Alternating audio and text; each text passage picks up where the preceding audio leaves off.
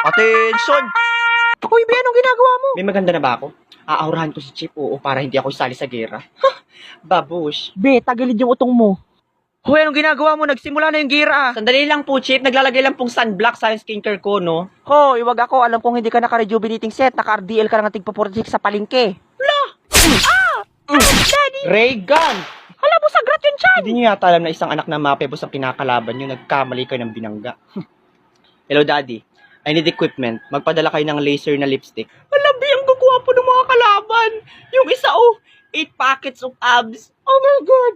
Putukan niyo ako! Turdyang, ang dami na nila. Anong gagawin natin? Oh, ito, granada. Inalis mo. La, bakit sumabog?